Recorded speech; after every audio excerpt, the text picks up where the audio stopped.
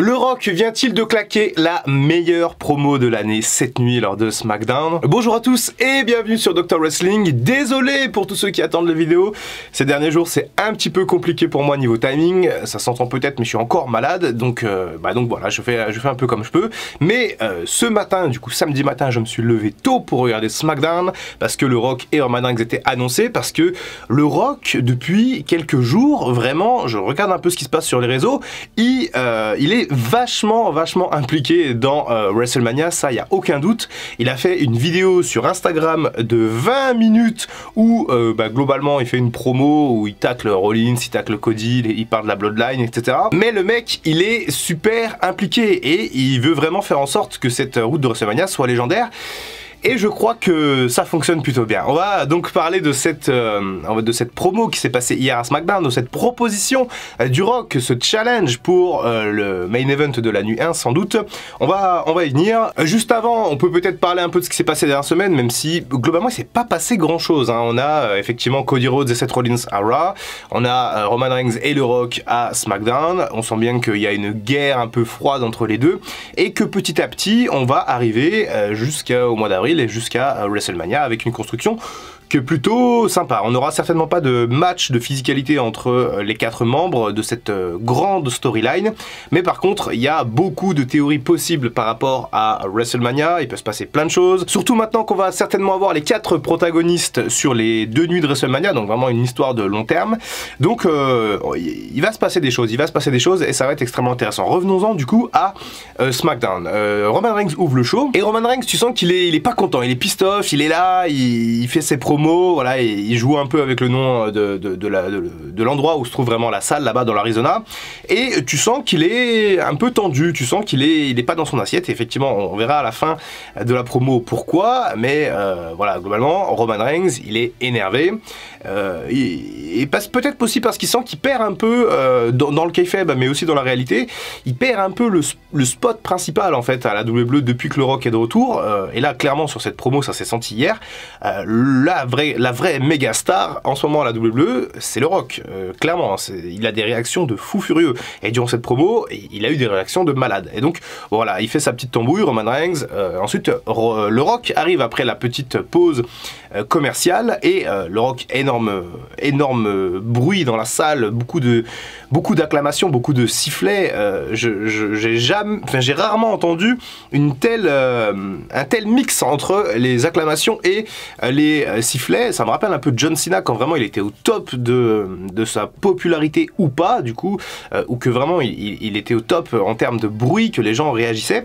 Et bien là le Rock c'est assez dingue. Le Rock, quoi qu'il arrive, il fait lever les foules, et alors là avec son rôle de heel, son Hollywood Rock, son corporate Rock, ce Rock terriblement drôle, terriblement incisif, terriblement puissant dans ses punchlines, qui est excellent.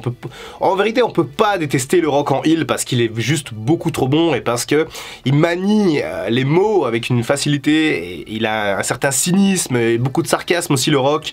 Toujours il s'en prend aux gens locaux, voilà, en expliquant c'est des crackheads ou ce genre de choses. Bref, c'est extrêmement fun. Le Rock en plus il est taquin, il est joueur, parce qu'à un moment donné il explique, là c'est un peu plus loin dans la promo, mais il parle de Solo, et il dit à un moment donné Solo il chantera l'hymne national pour le match de la Bloodline à WrestleMania, et il est taquin parce qu'il sait que ça va faire rire les gens, et il pousse un peu. Et Solo, tu vois, il essaye de résister, mais il a envie de péter de rire, c'est certain. Mais bravo Solo, parce qu'il a tenu bon, alors que franchement la tension un peu rigolade, nerveuse était très présente. Bref, le Rock il est excellent, et vraiment je crois que le Rock la nuit dernière il a lâché peut-être pas l'une des meilleures promos de sa carrière, parce que le Rock quand même, on l'oublie peut-être pour tous ceux qui le découvrent ou qui le connaissent pas trop, qui sont fans depuis peu. Le Rock au niveau promo c'était quand même c'était GOAT tier dans la tier list des mecs qui faisaient des promos à WWE. Avec les années il a perdu un peu son truc, mais finalement il a des bons restes et ça se passe plutôt bien. Et là la promo qu'il a fait hier, il a réussi à nous transmettre tout un tas d'émotions. Il a donc également challengé Seth Rollins et Cody Rhodes pour un match par équipe. Il a répondu à l'invitation de Cody Rhodes pour un match contre lui, mais il a dit ok, eh bien on fait un 2 contre 2. 2, Rollins et Cody contre Rock et Roman Reigns dans la nuit 1 de WrestleMania. Et ce match, et c'est là que c'est très intéressant, même si c'est un peu bizarre, je vous avoue, ce match va décider du contexte autour du main event entre Cody Rhodes et Roman Reigns. Donc, effectivement, c'est un match qui était assez attendu, on nous l'a teasé pendant le Super Bowl. Les rumeurs allaient bon train pour un match 2 contre 2 entre ces 4 protagonistes, un espèce de super match tag team. Il fallait bien caser le Rock sur la carte de WrestleMania, maintenant qu'il n'affronte pas Roman Reigns, et donc c'était la seule solution. On n'allait pas mettre le Rock en 1 contre 1 contre Rollins, étant donné qu'il y a déjà Drew McIntyre qui va affronter Rollins lors de la nuit 2, théoriquement, du coup maintenant. Donc, on part sur une configuration de WrestleMania assez spécial. Pour la première fois de l'histoire, on va avoir des catcheurs qui vont faire les 2 nuits, donc Cody Rhodes, Seth Rollins et Roman Reigns notamment. C'est une théorie, moi, que j'estimais assez crédible pour les gros spots. L'an dernier, par exemple, j'étais assez partisan du fait d'avoir Sami Zayn également dans un main event, pourquoi pas en nuit 1 et Cody Rhodes en nuit 2. C'était complexe, je me rappelle, il y a certaines personnes qui me disaient non mais Doc, on va pas faire catcher les catcheurs 2 nuits alors qu'il y a un roster de fous. Et au Japon, par exemple, quand Wrestle Kingdom c'était sur 2 nuits, et bien justement on avait cette idée que les main eventers, les top stars étaient dans un espèce de tournoi à 4 souvent pour aller vraiment faire le main event du main event lors de la nuit 2, et on venait du coup mettre une tension, on venait mettre quelque chose d'assez intéressant, et je me dis bah, à la WWE ça peut marcher exactement de la même façon. Et là du coup le fait d'avoir ce match tag team, ça va réellement mettre un intérêt double sur WrestleMania 40 avec au moins une double affiche quand même assez exceptionnelle. Alors concernant les règles de ce match tag team qui encore une fois n'a juste été annoncé, il n'a pas été officialisé, on va avoir du coup une règle simple: si Cody et Seth Rollins gagnent ce match, on n'aura pas de bloodline autour du ring pour le match de la nuit 2. Par contre, si c'est le Rock et Roman Reigns qui gagnent ce match tag team, on aura un match bloodline rule, c'est-à-dire les membres de la bloodline partout, comme le Rock l'a dit, lui-même en tant que commentateur, Jimmy pourquoi pas en tant que spécial référé, Paul Heyman qui tient les chaises pour Roman Reigns, bref, ce serait un véritable bordel. Et je dois vous avouer que c'est assez intéressant comme perspective, notamment dans une perspective où le Rock pourrait être un espèce de spécial guest referee et donc forcément venir mettre de la tension. Et pourquoi est-ce que ça peut être intéressant? Parce que ça ouvre la porte à tout un tas de scénarios aussi. Si on fait gagner le Rock et Roman Reigns dans ce match tag team, déjà ça va permettre à Roman Reigns d'être puissant avant la nuit 2 et avant son match contre Cody. Ça va donc permettre aussi au Rock d'avoir une victoire à WrestleMania. Ça va encore gonfler la superpuissance de cette bloodline. Et ça nous permet aussi d'avoir forcément des événements un peu inattendus ou pas.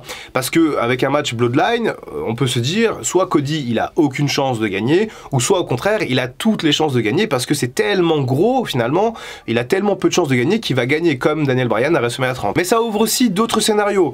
Personnellement, le fameux heel turn de Seth Rollins qui coûte le titre à Cody Rhodes, j'y crois plus trop maintenant parce que si on part sur cette configuration, on aura aussi Rollins contre McIntyre dans la nuit 2. Rollins va donc catcher aussi 2 fois à WrestleMania et potentiellement va perdre son titre contre McIntyre. Ce sera en tout cas assez logique finalement de partir sur un nouveau cycle à WrestleMania avec McIntyre. Et donc de ce fait, je le vois mal intervenir dans le main event. Alors peut-être qu'il viendra aider Cody Rhodes à un moment donné, mais non.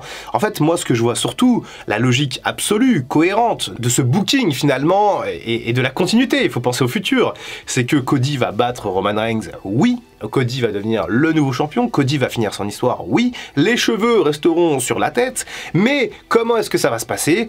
Eh bien, je mettrais bien une petite pièce quand même sur une intervention du Rock qui coûte le match à Roman Reigns, et ensuite on lance la rivalité entre le Rock et Roman Reigns.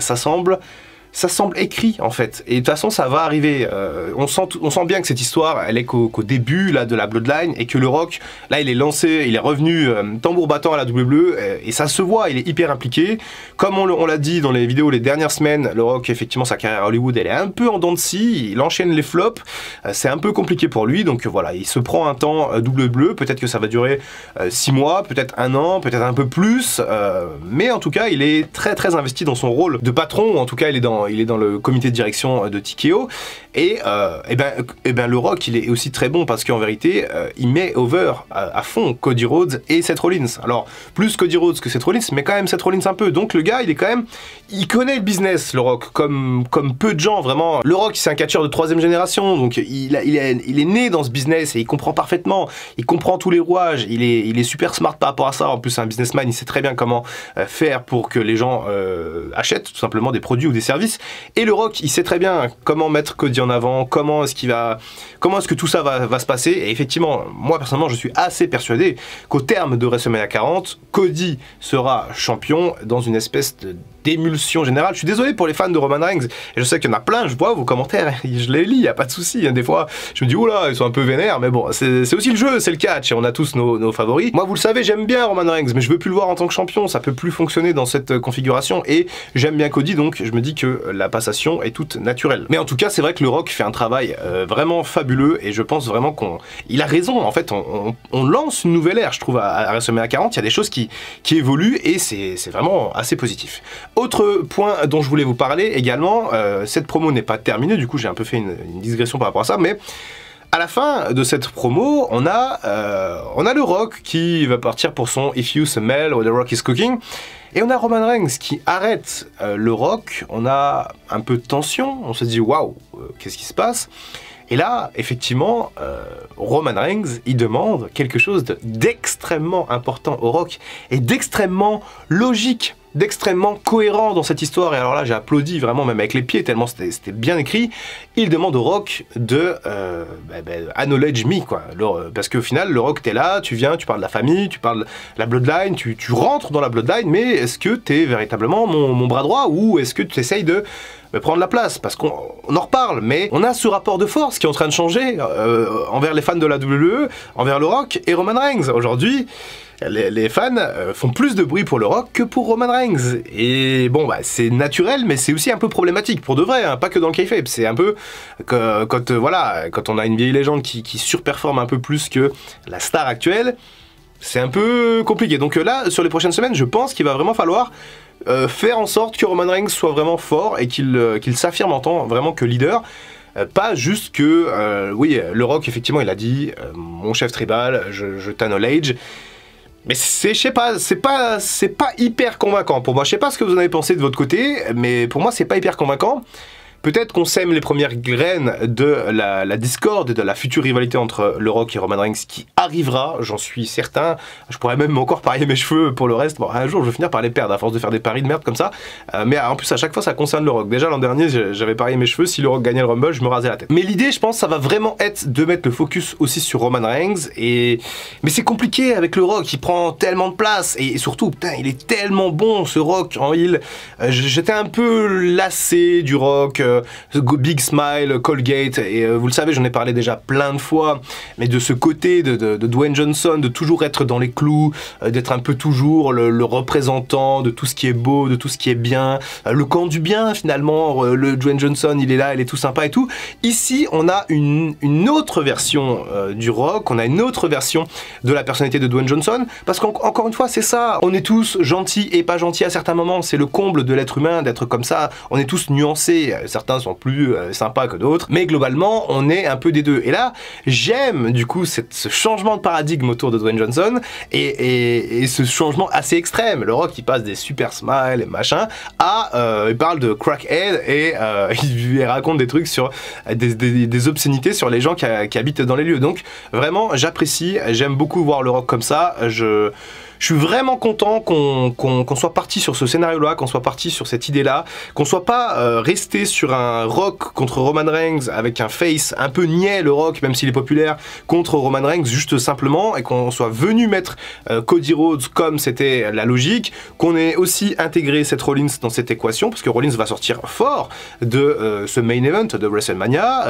même si jamais ils perdent contre le Rock et Roman Reigns, Cody et Seth Rollins, Rollins quand même, il va il va sortir grandi de cette expérience, c'est certain. Et donc voilà, tout semble plutôt bien se goupiller dans cette route de WrestleMania pour le moment. Je pense que ça va monter encore un peu en intensité.